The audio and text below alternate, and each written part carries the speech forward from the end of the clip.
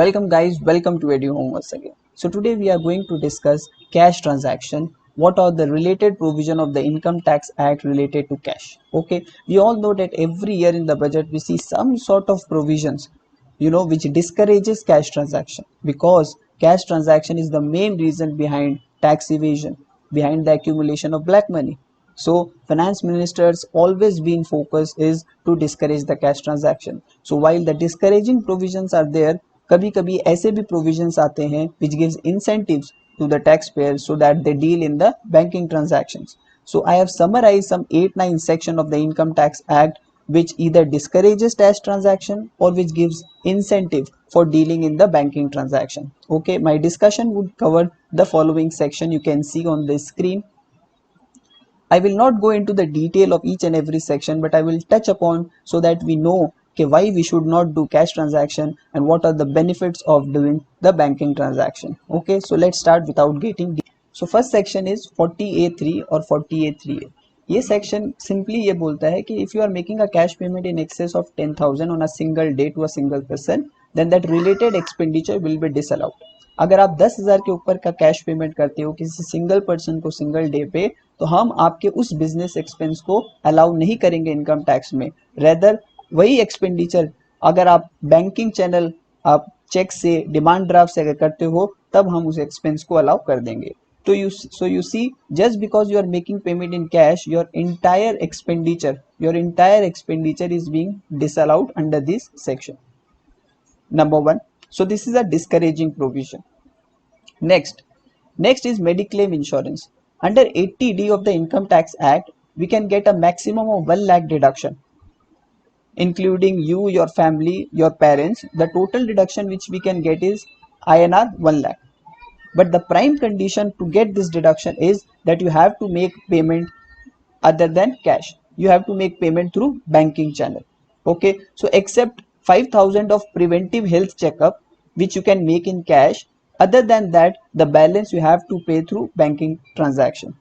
Okay, so you see, this is an incentive that you are getting a deduction, but you will only get that deduction because only if you make banking transaction or you make payment through banks. Let's move to next. Next is donation 80G, 80GGA. In both this section, one section talks about donation to some charitable cause, and one is donation for research and research study institutions. So in both the section, when you donate the fund, you get a deduction from your total income. Okay, but again here also the prime condition is that you have to make payment through banking transaction. So if you make cash transaction or cash donation here, your deduction will be limited to a mere amount of 2,000. आपको सिर्फ 2,000 रुपए तक का deduction in each of this section मिलेगा. So it's better that you make donation through banking transaction so that you can get the deduction which is available under this sections.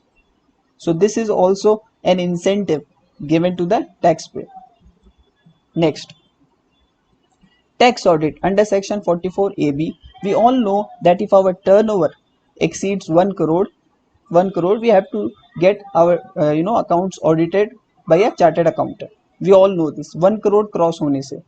Here also an incentive is given to the taxpayer कि अगर आप 95% of your transaction cash में नहीं करते हैं, मतलब banking transaction से करते हैं, अगर 95% transaction आप banking channel से करते हैं, तो you will not be required to do tax audit up to 10 crore. आपको 10 करोड़ तक टैक्स ऑडिट कराने की दरकार नहीं पड़ेगी. 10 करोड़ के ऊपर जाने से आपको टैक्स ऑडिट कराना पड़ेगा.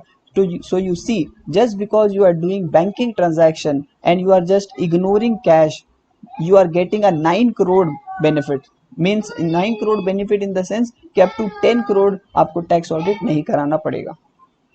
Okay, moving next. Next is presumptive taxation scheme. Under presumptive taxation scheme 44AD, the deemed income is 8%. मतलब we can simply say that our total income, taxable income will be 8% of our turnover.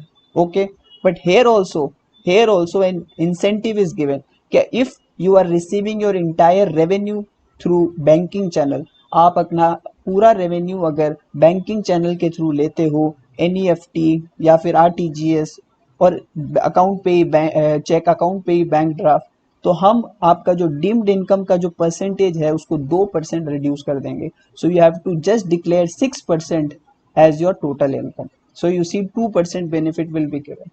So this is also an incentive to do non-cash transaction. Next, यहाँ पे TDS under section 194N, again to restrict the cash transaction, to restrict the flow of cash in the economy, a provision was inserted कि 1 करोड़ के ऊपर से अगर आप ज़्यादा withdraw करते हो ड्यूरिंग द ईयर 1 करोड़ के ऊपर, तो आपको एक्सेस अमाउंट पे 2% बैंक, कोऑपरेटिव सोसाइटी या पोस्ट ऑफिस जो है आप पे TDS डिडक्ट कर लेगा. सो ये भी एक तरह का डिस्करेजिंग प्रोविजन आया है. नेक्स्ट, 269 SS एंड 269 T में भी बहुत ज़्यादा डिस्करेजिंग प्रोविजन आया है, जिसमें है कि अगर आप कैश में लोन लेते हैं तो उसका लिमिट होगा 20,000.